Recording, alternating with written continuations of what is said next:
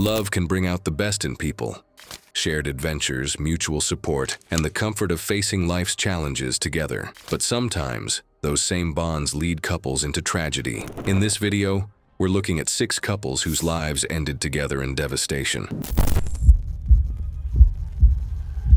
It was August 18th, 2016, on the north side of the Mont Blanc Massif, above the Mer de Glace glacier in France. From a distance, 2 figures could be seen inching their way up a narrow spine of stone. It was a familiar rhythm for them, careful, efficient, and practiced. Anna Laurent, 32, was a primary school teacher from Munich who spent every summer chasing alpine routes with her longtime partner, Lucas Berger, 35, an outdoor education assistant from Innsbruck. They were not professionals, but both were competent and methodical. They logged climbs meticulously, studied route topos, and shared gear lists online with fellow climbers. Their equipment was solid: twin half ropes, modern harnesses, and lightweight cams. They favored practical over new, trusting gear that had proven itself over seasons of use. They had been climbing together for nearly 7 years. They had summited minor peaks in Mont Blanc Massif before, and were confident in their abilities. The granite faces above the Mer de Glace offered straightforward routes with intermittent fixed anchors, though the terrain demanded constant attention. Afternoon storms were common, but forecasts had promised a small weather window until evening. By late morning, the wind was picking up. Clouds gathered faster than forecast, rolling over the peaks like smoke. Lucas led the second pitch steadily, building an anchor at the next stance with a mix of gear and old bolts. Anna followed close behind, clearing worn slings and swapping out rusted carabiners. She stopped at one weathered bolt, checked it, then decided it looked good enough. Their radios crackled with static from the approaching front, but they pressed on, hoping to finish before the weather turned. At the start of pitch 3, Anna took the lead while Lucas belayed from a narrow ledge. She clipped into what looked like a solid fixed point left by another team. Then came a low, groaning sound, the kind every climber recognizes instantly. Witnesses on a nearby route said they heard a sharp snap ring through the canyon, followed by a scream that cut off mid-breath. Anna's body struck the wall twice on the way down, the impact echoing like a hammer on stone. Lucas was pulled violently forward as the rope went taut. The fixed bolt she had clipped, an aging stainless expansion type, had sheared clean at the sleeve, breaking under corrosion and stress. The shock ripped part of Lucas's belay loose and he threw his weight back, clutching a small hold as bits of rock rained around him. Within minutes, the wind turned violent, howling through the canyon like a jet engine. Sleet came sideways, freezing to every surface it touched. Lucas's radio went dead in the interference, his voice lost to the roar. Stranded midway up the face, he had no shelter, just an exposed ledge barely wide enough to brace against. The temperature dropped to near freezing in less than an hour, the chill cutting through soaked layers until his hands stiffened around the rope. Climbers higher on the ridge reported seeing faint flashes of red from his jacket before he vanished completely into the storm. A rescue team at the nearby hut was alerted, but grounded by wind gusts over 60 miles an hour. When conditions eased near dusk, they climbed in using fixed lines, moving cautiously over ice-glazed rock. Lucas was found seated against the wall, motionless, his harness still clipped to the broken anchor. Signs of hypothermia and exhaustion clear even through the frost. Anna's body was discovered 200 feet below, partially buried in drifted snow where she'd fallen hours earlier. The coroner's report attributed both deaths to trauma and exposure, listing the initiating cause as anchor failure from advanced corrosion in the fixed bolt sleeve. The rope showed no signs of error or misuse. The Alpine Club released a short statement noting the incident and advising climbers to test all fixed protection regardless of apparent stability. Anna's students in Munich made a small paper mountain for her classroom desk the following week. Lucas's co-workers held a quiet evening gathering at their training center in Innsbruck. Neither family sought media attention. It was September 2nd, 2017, near a creek viewpoint outside Hope, British Columbia, within the Fraser Valley watershed. Visitors came and went that day, drawn by the steady roar and the late summer runoff that made the river look alive. Mark Hart, 29, was an electrical technician who worked for a small contracting firm in Vancouver. His wife Olivia, also 29, was a dental hygienist who often planned their weekend hikes between her early shifts. They weren't thrill seekers, just steady, organized people who liked the rhythm of trails and quiet places without crowds. The creek viewpoint wasn't a technical hike, but carried seasonal risks. The river swelled with snowmelt through late August, and by early September it was still running fast, curling through narrow bedrock chutes and rounded boulders before plunging into a deep, circular pool. The rock surfaces were slick with algae and overspray, and the air near the plunge basin was thick and humid. Locals knew to stay clear of the ledge. The pool below the falls was deceptively calm at the edges, but a strong recirculating current ran beneath. The couple arrived at the falls shortly after noon. They passed 2 anglers packing up and a volunteer trail warden clearing debris near the stairs. The warden later said the pair was walking hand in hand. They followed the sound of water until the noise opened up around them. The falls were fuller than usual after recent rainfall, the river boiling where it met the rocks. They stopped at the outcrop nearest the plunge pool. A small wooden barrier marked the viewing limit, but many visitors stepped beyond for photographs. Mark placed his pack down a few feet from the edge and crouched to frame a shot. Olivia stood back, brushing mist from her face. Witnesses later recalled seeing him take 1 step forward on the moss-slick stone before his foot slid out. He pitched forward, camera still in hand, and hit the sloping edge chest first before vanishing into the white churn. Olivia lunged immediately, dropping her jacket and leaping toward where he disappeared. 2 anglers on the opposite bank saw the water swallow them. They sprinted downstream, shouting, but the current was too fast. Both Mark and Olivia surfaced briefly before being pulled under again, swept into the narrow gorge below the falls. The channel was jammed with broken limbs and roots from old slides, forming a natural strainer that trapped debris and amplified the hydraulic flow. Search crews arrived within 30 minutes after witnesses alerted them, deploying throw lines and shore-based systems, but the turbulence near the lip made approach impossible. At dawn, divers entered the gorge from the lower section, where the current eased into calmer pools. They located the couple in 12 feet of water, entangled in submerged alder roots. The coroner later listed drowning as the primary cause of death, with multiple blunt force injuries consistent with impact against rock during submersion. In the following weeks, the park quietly reinforced the viewing area with a waist-high steel barrier and added clearer warning signs about undercurrents. A volunteer rescue team began weekend patrols near the trailhead during peak visitor months. Friends of the couple organized a small memorial hike along the ridge trail overlooking the falls. They distributed laminated cards reminding hikers to stay behind safety barriers and never approach the plunge pool.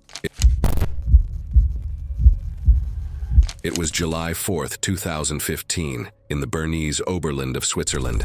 From the grassy takeoff ridge above Lauterbrunnen, thermals rose in soft columns, the kind that draw paragliders from across Europe. Camille Dubois, 27, was a physiotherapist from Lausanne known among her peers for precision and patience, traits that carried into her new passion for paragliding. She had begun flying 2 years earlier. Her fiancé, Paul Renard, 30, a freelance photographer, joined her soon after.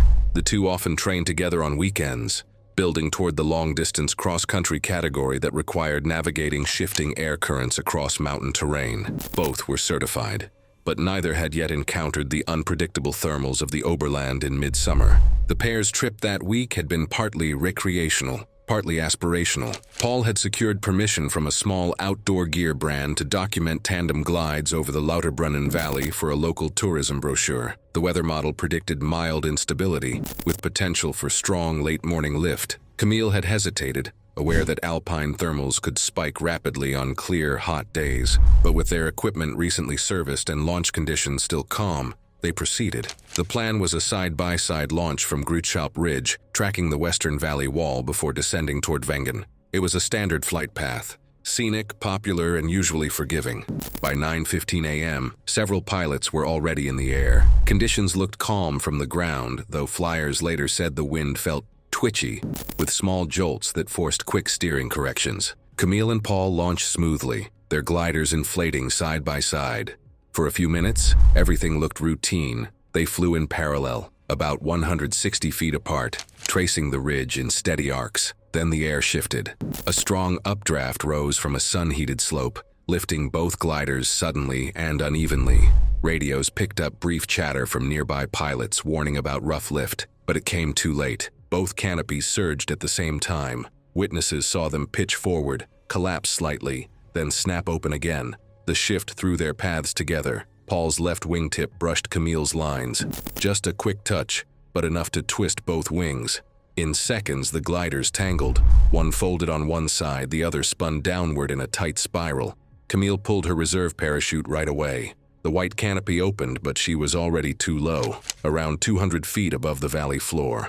Witnesses described a brief stabilization before she drifted toward a rock outcrop. The impact was instantaneous. Paul's situation deteriorated faster. His glider's leading edge collapsed under the vertical gust, spinning him into a corkscrew descent. Video from another pilot's helmet camera later confirmed that his lines were fully twisted. No chance for a reserve deployment. He struck a scree slope at high speed, his wing collapsing into the rocks beside him. The entire sequence, from first contact to ground impact, lasted less than 20 seconds. Rescuers reached both sites within 20 minutes after nearby pilots radioed for help. They found Camille suspended in her harness, her reserve chute tangled in low pines, the impact having killed her instantly. Paul's body was discovered farther downslope, his canopy shredded, lines severed and risers twisted from the impact. Friends and family retrieved the couple's gear quietly the following week. Their belongings, a GoPro, 2 altimeters, and Paul's camera,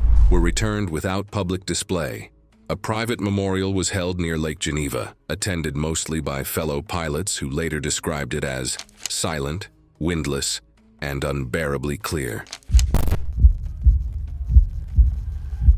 It was November 12, 2018, along a coastal highway in Phetchaburi Province, Thailand. The morning air was damp from a night of passing rain, the asphalt dark and slick under a thin mist. Traffic moved sparsely, the kind of ordinary Monday drive that concealed quiet danger.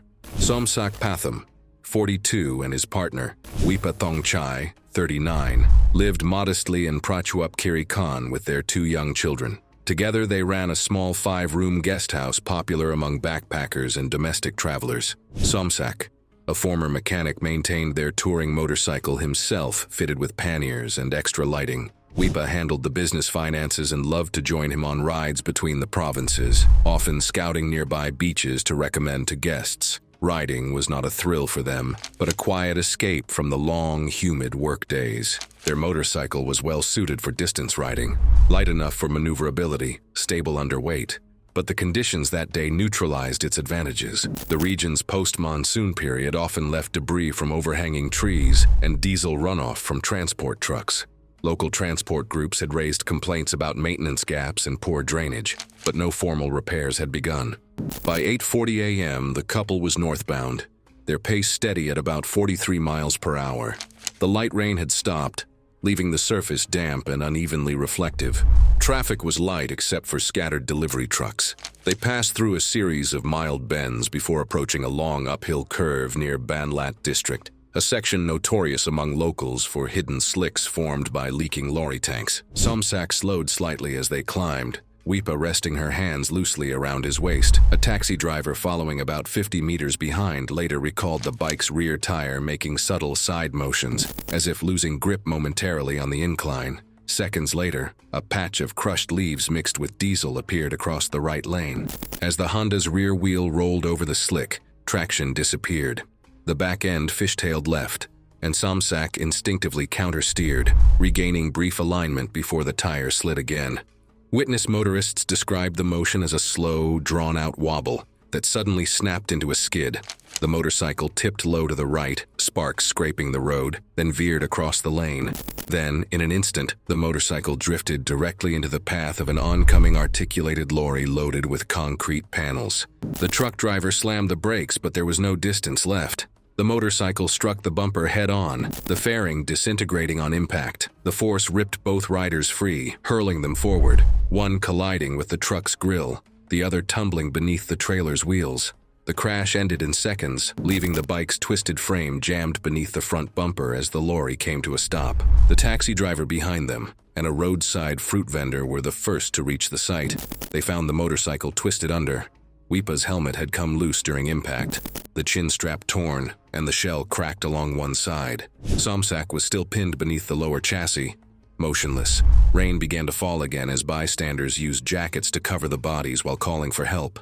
Emergency responders from the Provincial Rescue Unit arrived within 15 minutes, closing the road. Both victims were pronounced dead at the scene from blunt trauma. The official report later noted that the tire tread depth and air pressure were within normal range, ruling out mechanical failure. Diesel contamination from passing vehicles was listed as the primary contributing factor. The guest house in Prachuap Khiri Khan closed quietly in the following weeks. Their relatives arranged for the retrieval of personal effects and the transport of remains without media notice. By year's end, their 2 children were living with an aunt in Hua Hin. It was March 6, 2015, on the Minnesota side of Lake of the Woods. The ice stretched wide and pale under a weak sun, but the sound beneath it was changing, slow, hollow creaks rising from the thawing layers below. Daniel Reeves, 33, worked as a warehouse technician in St. Paul. His partner, Sofia Alvarez, 31, was a paralegal. Neither had fished before that winter. Daniel had spent several weeks reading forums and buying second-hand gear, an auger, collapsible rods, a portable shelter he never actually set up. Sofia had been more hesitant, but agreed to go after seeing photos online of frozen lakes dotted with colorful shacks. They rented a half-day package from a local bait shop that provided general directions and safety guidelines, but no escort onto the ice. Temperatures that week had climbed well above seasonal averages, a shift easy to underestimate when the surface still appeared white and dry. Beneath the snow layer, refreezing and melting created uneven ice thickness. Veteran anglers tested each step with a spud bar, marking safe trails. For inexperienced visitors like Daniel and Sofia, the landscape looked uniform, and their rented sleds glided easily over it. Around noon, they stopped near a narrow bay bordered by reeds, roughly 100 yards from shore. Most nearby anglers reported 6 to 7 inches of solid ice in their area, enough for walking, though the bay edges were known to thin rapidly in warm spells. The day's forecast had mentioned unseasonably warm air moving through, but no official closure notices were issued. When they arrived, the temperature hovered just below freezing. The sun broke through thin clouds, softening the top layer to slush in patches. Daniel, encouraged by the solid feel under his boots, unpacked the auger and began drilling while Sofia prepared the small folding stools. The hole took longer than expected. The auger jammed in a layer of granular ice, indicating recent refreezing. Nearby anglers noticed the pair were working farther from the main cluster and called over to suggest moving closer, but the wind must have carried their voices away. At around 2:10 p.m., the first sound came, a muted groan. The ice flexed under Daniel's weight as he leaned forward over the auger. The next moment, one of the anglers about 40 yards away saw him drop through with a splash. The hole widened instantly, dark water surging over the edges. Sofia lunged forward, gripping the auger rope, but her movement concentrated weight on the same weakened patch. The ice gave way beneath her, and she slid in beside him. Daniel caught an edge with his elbows and tried to hold her, but the ice crumbled in sheets. The anglers ran, one throwing a rescue ladder while calling 911. Sheriff's deputies arrived within 12 minutes of the 911 call, outfitted with cold water suits and throw lines. By then, Sofia had drifted under a thin overhang of ice and was motionless. Daniel was still clinging weakly to a slab, his voice fading. The water temperature was estimated at 33 degrees Fahrenheit, enough to cause loss of motor control in less than a minute. Deputies pulled Sofia first. Paramedics attempted resuscitation, but she had been submerged too long. Daniel was hoisted moments later, severely hypothermic and unresponsive. Medics initiated warming and chest compressions, but he went into cardiac arrest before the rescue vehicle reached the highway. Both were pronounced dead within the hour. Following the investigation, authorities confirmed that unseasonal melting had reduced ice thickness in the bay to less than 4 inches, unsafe for foot travel. The rental shop revised its policy, adding mandatory verbal warnings and an updated condition checklist for every customer. Locals stayed off that stretch for the remainder of March. Business at nearby rental huts dropped sharply, and the site remained quiet until the next freeze. It was May 21, 2017, near the boundary of Taman Negara National Park, Malaysia, where a licensed canopy zipline operator ran adventure tours overlooking the rainforest. The tour group that afternoon moved carefully between the platforms. Alex Toller, 28, was a British wildlife researcher completing a joint project with a Malaysian university on forest bird populations. His partner, Sarah Lim, 26, was a biology student from Kuala Lumpur, assisting with field identification and sample cataloging.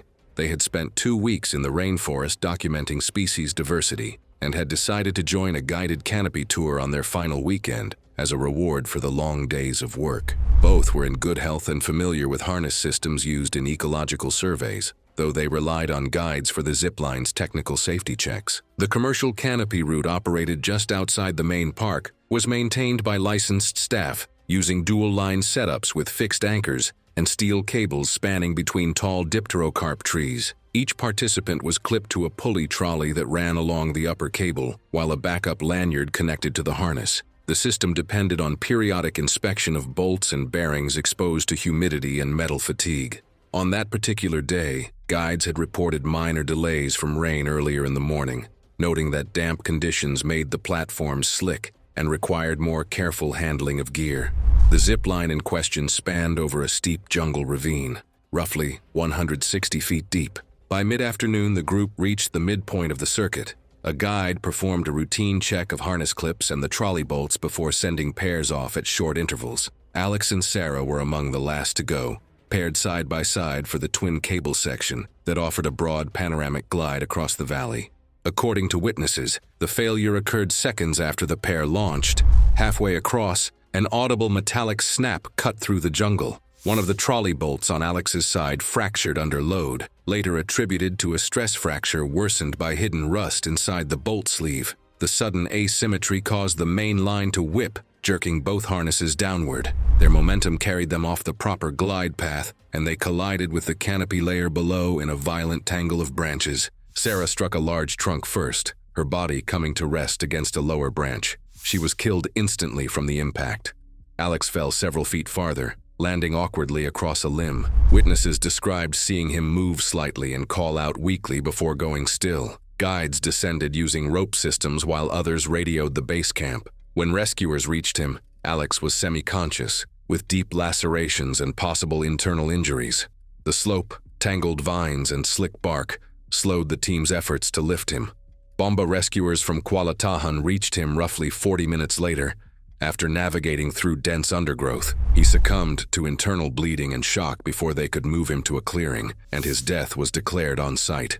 An investigation by park authorities later confirmed metal fatigue and improper replacement intervals as the cause. The operator immediately suspended all tours on that circuit and replaced hardware across several routes. In the months that followed, both families filed a civil lawsuit against the park and the equipment supplier, citing negligence in maintenance and inspection records. The case was settled out of court, though the settlement terms were never publicly disclosed. Thanks for watching. If these stories entertained you, click here for more.